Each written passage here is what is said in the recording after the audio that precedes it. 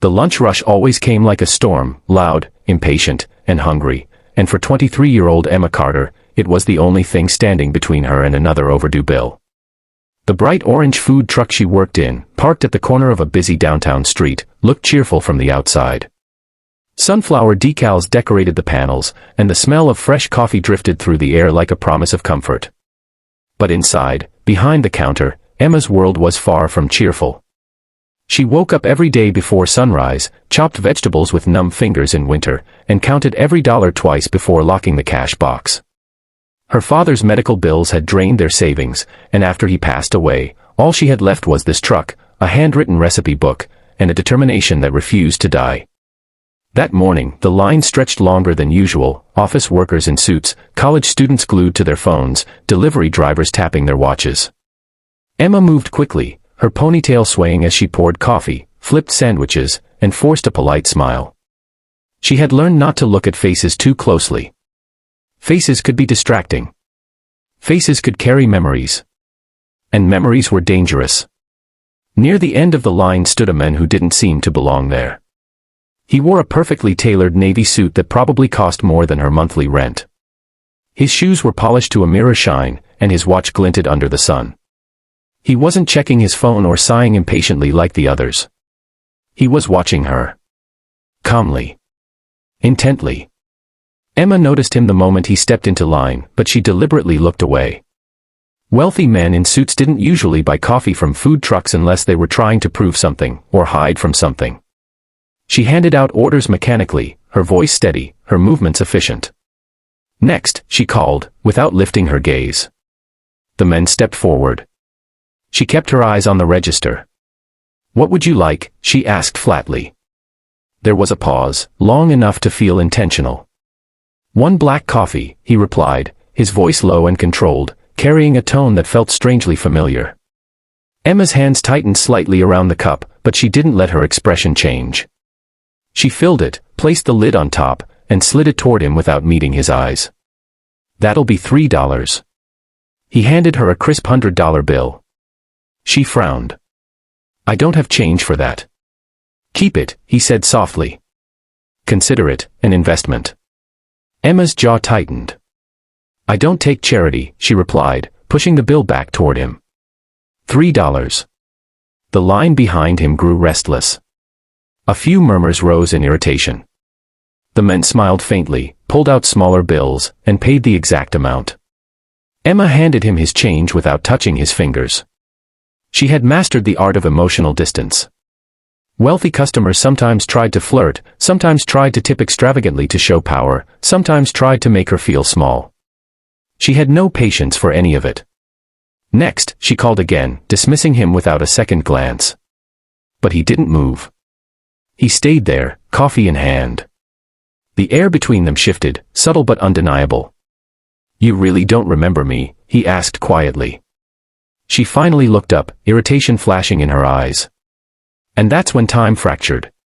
His face was older now, sharper, more defined, framed by success and confidence, but the eyes were the same.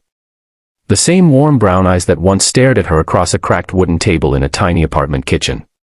The same eyes that had promised her they would leave their small town together and conquer the world. "Daniel," she whispered before she could stop herself. A slow smile curved his lips. "Still remember me?" The words hit her like a collision of past and present. 10 years ago, Daniel Reed had been just another broke dreamer with big ideas and empty pockets. They had shared everything: cheap coffee, second-hand books, midnight talks about building something bigger than themselves. He used to sketch business plans on napkins while she laughed and told him to focus on reality. But reality had been cruel. When her father got sick, she stayed behind. Daniel left for the city with nothing but ambition. He had promised to come back for her. He hadn't. Or at least, that's what she believed. "I'm busy," Emma said quickly, pulling her hand away from the counter as if his presence burned. The line had grown silent, sensing the tension. Daniel stepped aside to let other customers pass, but he didn't leave. Instead, he leaned lightly against the truck. "I've been looking for you," he said. She scoffed. The CEO of Reed Innovations has time to look for a food truck girl. His eyebrows lifted slightly. So you do know who I am. Of course she knew. Everyone did. His company had exploded into global headlines, tech investments, sustainability projects, magazine covers. He was the millionaire prodigy who rose from nothing. From nothing. The phrase stung. Congratulations, she said coolly, preparing another order. You made it. Not without you, he replied. She froze again. He continued, voice softer now. Those business plans. You're the one who told me my ideas were worth something. You were the only one who believed I wasn't crazy. Emma swallowed hard. She remembered those nights vividly. But she also remembered the silence that followed when he left. No calls. No messages. No return. Believing in someone doesn't mean they owe you their success, she said carefully. And success doesn't erase disappearing. Daniel's expression faltered for the first time. I didn't disappear, he said. I came back 6 months later. Your neighbor told me you'd sold the house and moved. I tried calling, but your number changed. Emma's breath caught. Her aunt had forced the move after the hospital bills swallowed everything. She had thrown away her old phone, determined to start over. Neither of them had known the truth. Years of heartbreak built on a misunderstanding. The rush slowed as lunchtime ended, leaving the street quieter. Only a few customers lingered. Daniel stepped closer to the window, lowering his voice. I never forgot you, he said. Every achievement, every deal, I kept wondering if you were out there, still fighting like you always did. Emma looked around her small truck, the chipped counter, the humming refrigerator, the stack of unpaid invoices tucked under the register. Fighting. Yes, she was still fighting. And what now? She asked, her tone guarded. You came back to prove you won. He shook his head. I came back because success doesn't mean much when the one person who mattered thinks you abandoned her. Silence stretched between them again, but this time it wasn't sharp, it was heavy, filled with unspoken apologies and lost years. Emma felt her carefully built walls trembling. She had survived by telling herself she didn't need anyone. That love was a distraction. That dreams were dangerous. Yet here he was, living proof that dreams could come true. Why today? She finally asked. Daniel smiled faintly. Because I saw your truck last week. And I stood in line 3 times before I had the courage to say something.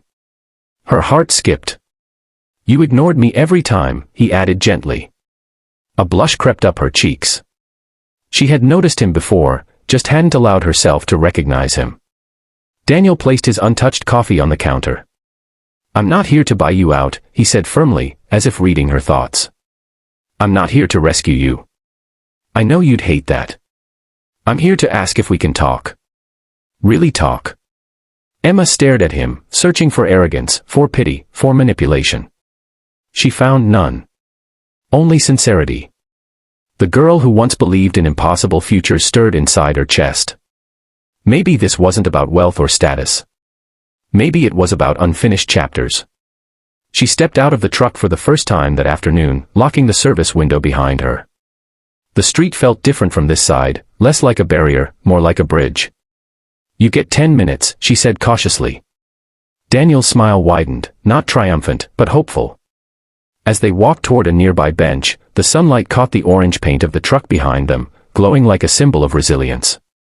Emma realized something powerful in that moment. Being poor had never made her small. It had made her strong. And perhaps ignoring the millionaire CEO in line wasn't rejection, it was protection. But protection wasn't always necessary anymore.